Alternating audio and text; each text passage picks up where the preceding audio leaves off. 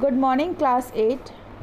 Today I am going to explain you a new lesson number 6, colonialism and urban change.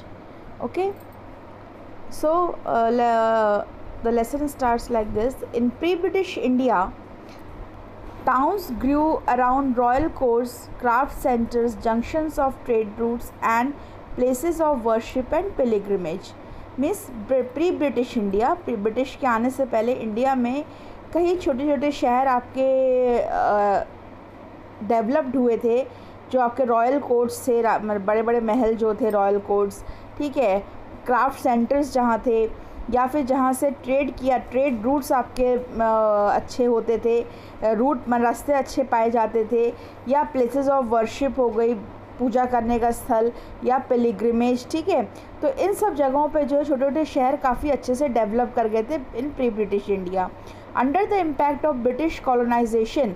लेकिन जब British की colonies develop करने लगी, many of these towns decline, कई सारे towns जो हैं वो डिक्लाइन होने लगे, ख़त्म होने लगे। For example, an Indian ruler fell from power, Indian rulers के हाथ से पावर चली गई। The towns around their courts decline, उनके आसपास, उनके कोर्ट के आसपास के जो टाउन्स थे वो डिक्लाइन कर गए, ठीक है। Some Indian towns changed vastly under British influence, कई ऐसे इंडियन टाउन्स थे जो ब्रिटिश के प्रभाव के कारण चेंज हो गए, ठीक है। The new towns also came up, और नए शहर धीरे धीरे डेवलप होने लगे। So next topic is de urbanisation, कि किस तरह से जो ये टाउन्स ख़त्म हुए थे वहाँ फिर लोग किस तरह से फिर जो है वो आपके वहाँ से माइग्रेट करने लगे अपने काम के, क्योंकि उनका काम धीरे धीरे ख़त्म होने लगा। तो ये चीज़ें हम लोग इस तरह से इसमें पढ़ेंगे। The industrial revolution began in England, अब यहाँ से आपका इंडस्ट्रियल रिवॉल्यूशन शुरू होता है, क्योंकि जितने भी आपके ये सेंटर थे, यहाँ जो टाउन डेवलप किए थे वो जो डिक्लाइन करने लगे, तो लोगों के पास काम ख़त्म होने लगा। इंडस्ट्रियल रिवॉल्यूशन में जहाँ आदमी हैंडमेड चीज़ें बनाता था, तो वो उनकी जगह पे मशीन्स आने लगी, ठीक है। The Industrial Revolution began in England around the time when Britain began to colonize India. जब यहाँ ब्रिटिश मतलब जब इंडिया में अपनी कॉलोनीज डेवलप कर रहे थे, तो आपका इंग्लैंड में इंडस्ट्रियल रिवॉल्यूशन शुरू होता है, ठीक है। इस टाइम पे it gave rise to the need to speed up production and produce larger quantities of goods at lower cost than before, ठीक है। इससे क्या होता है, जो आपकी प्रोडक्शन में और स्पीड आ जाती है, ठीक है, और बहुत ज़्यादा मात्रा में गुड्स प्रोड्यूस करते हैं कम रेट पर पहले से ज़्यादा। This cost a shift from manufacturing by hand, जो काम हाथ से होता था, टू मैन्युफैक्चरिंग बाय मशीन, वो अब मशीन से हो रहा था। Many cities such as Manchester grew around the new industries that came up in England, कई मैंने ऐसे आपके शहर थे, फॉर एग्जांपल यहाँ मैनचेस्टर का दिया है कि grew around the new industries, नई इंडस्ट्रीज जो बनी थी उसके अराउंड ये शहर बसा, that came up in England.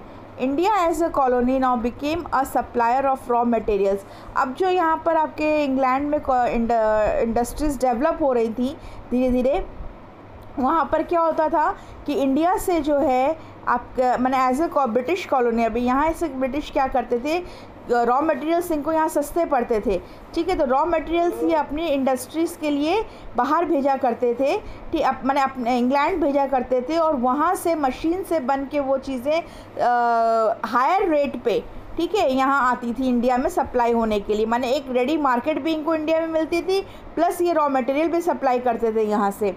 Now became a supplier of raw material for British industries and a ready market for British manufactured goods, मतलब जो गुड्स मैन्युफैक्चर होकर वहाँ से आ रहे हैं तो उसके लिए रेडी मार्केट भी इनको इंडिया में मिलती थी। The import into India of cheap machine made goods, मतलब मशीन में एकदम चीप आपके गुड्स बनते थे, सस्ते हैं, माने एकदम अच्छे कपड़े नहीं होते थे, तो वो आपके स्पेशली क्लोथ, ज़्यादातर कपड़े इंक्रीज इनॉर्मसली, ये चीज़ ज़्यादा बढ़ जाती हैं, ठीक है, इंडिया में इंपोर्ट होना शुरू हो जाता है। द हैंडमेड इंडियन गुड्स, अब क्या होता है जब ये मशीनरी गुड्स आने लगते हैं इंडिया में बनकर, तो जो आपके हैंडमेड इंडियन गुड्स होते हैं बीइंग एक्सपेंसिव, जो कि थोड़े से महंगे होते थे, कुड नॉट कम्पीट, उनसे कम्पीट नहीं कर पाते थे, ठीक है, क्योंकि लोग सस्ते की तरफ भागते थे।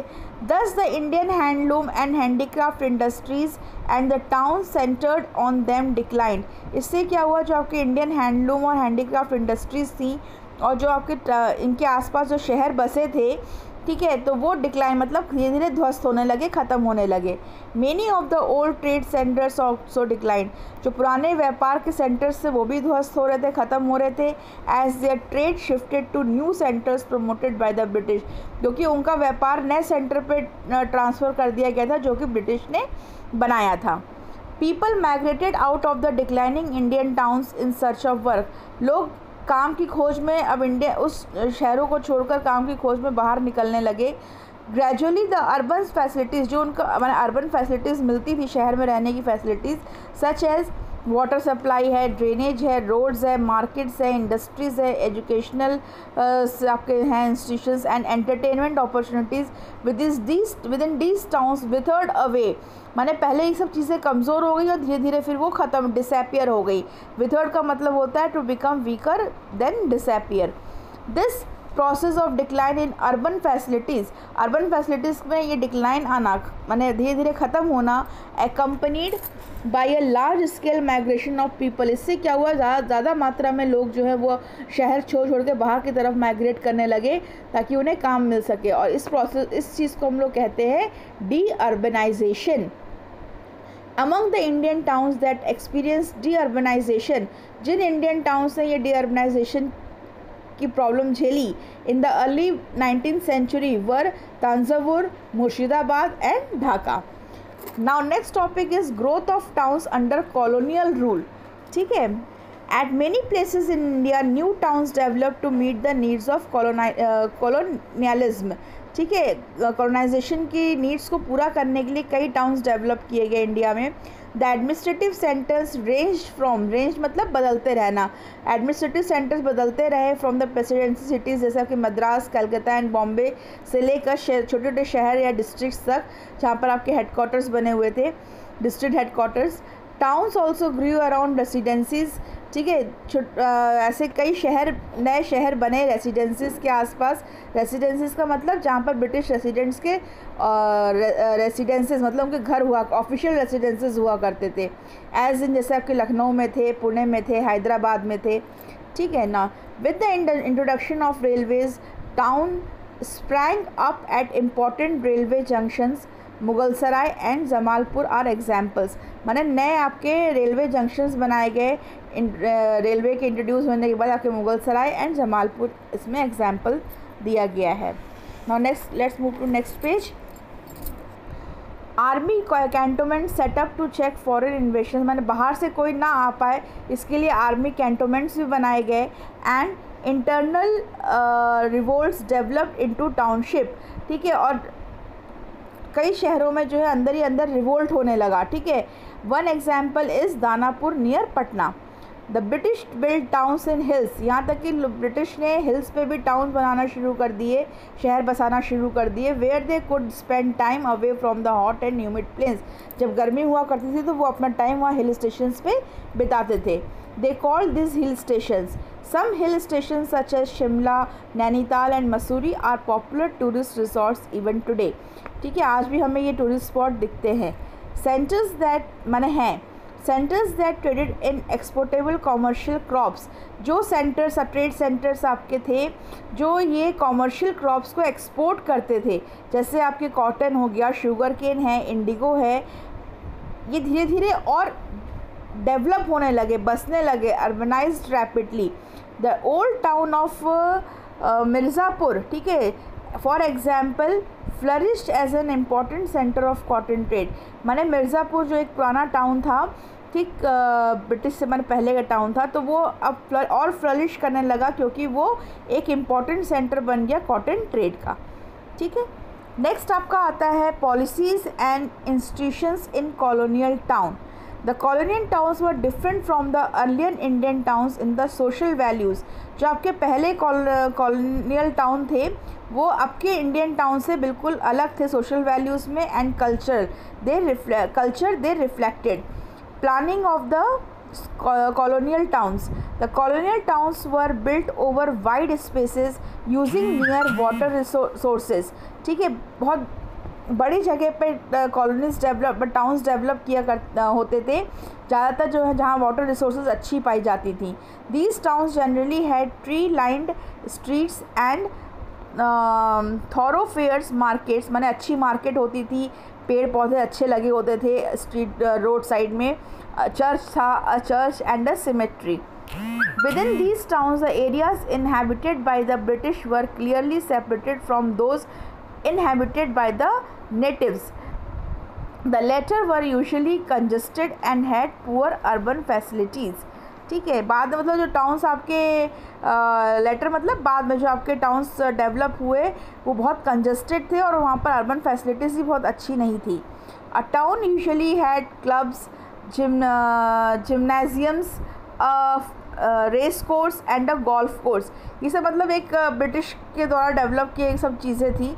ठीक है, उन्होंने जिम बनाए, क्लब बनाए, रेस कोर्स बनाया, गोल्फ कोर्स बनाया। These were meant exclusively for Europeans. ये उनके माने ये उनके एक आप कह सकते हो एंटरटेनमेंट की जगह थी यूरोपियंस के लिए। Only very influential and wealthy Indians were allowed limited access. मतलब जो बहुत ही रिच फैमिली को बिलोंग करते थे इंडियंस, वो बहुत ही शाही परिवार से थे, उन्हीं को इनमें जाना अलाउड था।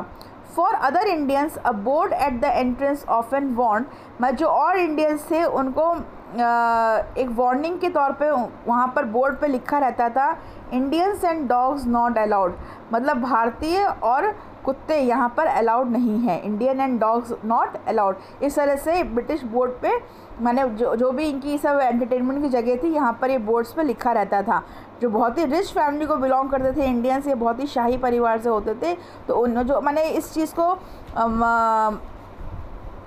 मैंने जो ब्रिटिश से बहुत प्रभावित थे, ठीक है, और जो बहुत वेल्दी थे, रिच थे, वही इंडियंस जो थे यहाँ पर अलाउड थे। ठीक है, the British residential buildings called bungalows were design for nuclear families.